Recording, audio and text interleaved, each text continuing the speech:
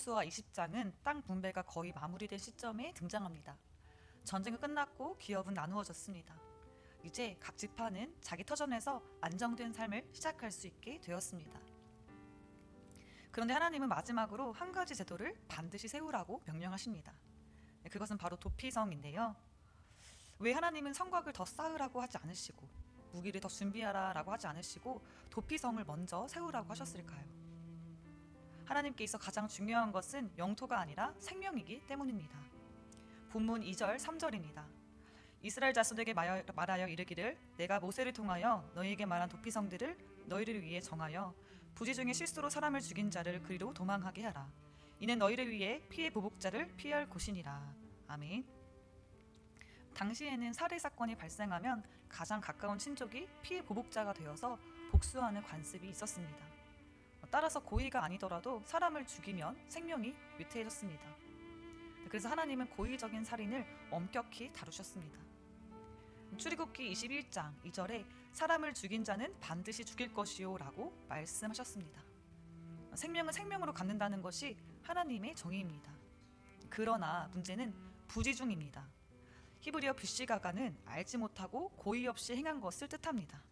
즉 실수로 우발적으로 원한 없이 벌어진 사고였습니다. 이 경우까지 동일하게 복수하게 된다면 또 하나의 억울한 죽음이 생기게 됩니다. 그래서 하나님은 정의를 포기하지 않으시면서도 긍휼의 길을 여셨습니다. 그것이 바로 도피성인데요. 도피성은 정의를 무너뜨리는 제도가 아닙니다.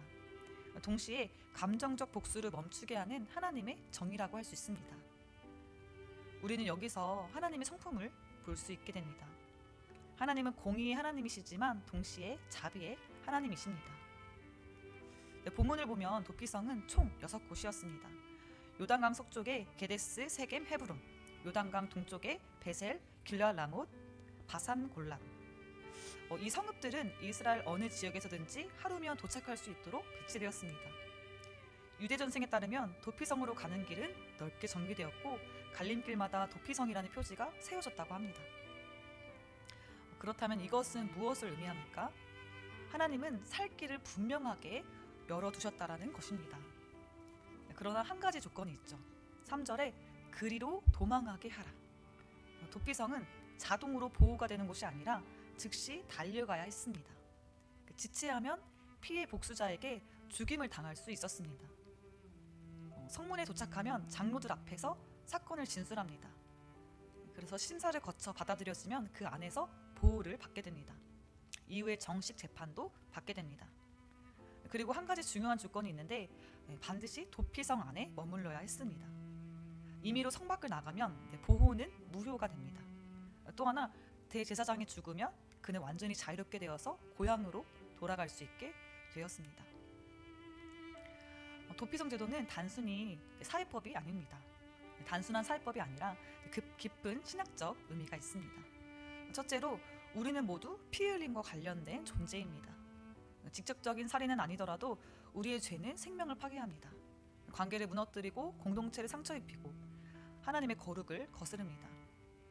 우리에게도 피해 보수자와 같은 정죄가 따라오는데 율법의 정죄, 양심의 고발, 사탄의 참소가 우리를 쫓아옵니다.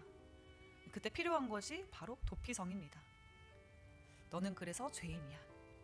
그때 우리에게 필요한 것이 도피성입니다. 히브리서 6장 18절은 말합니다.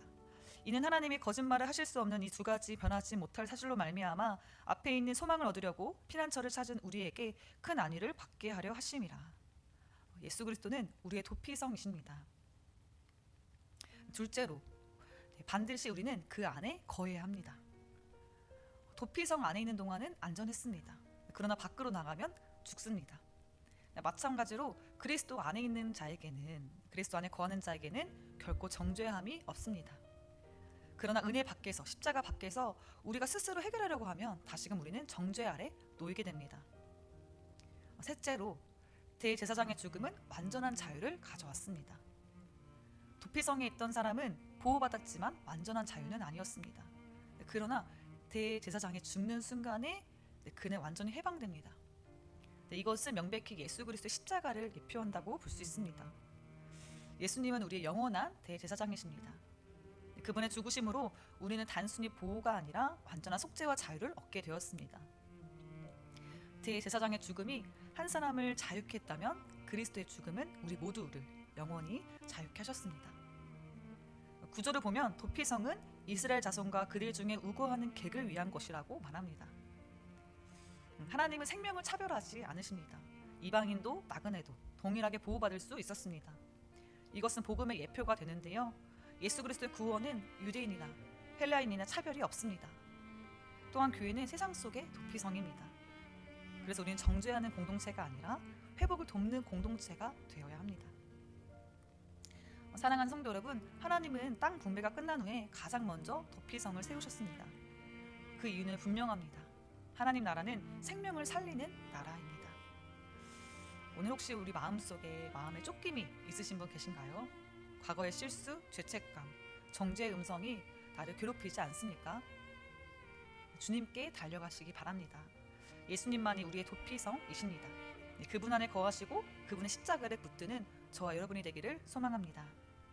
그분의 죽으심이 우리의 완전한 자유입니다.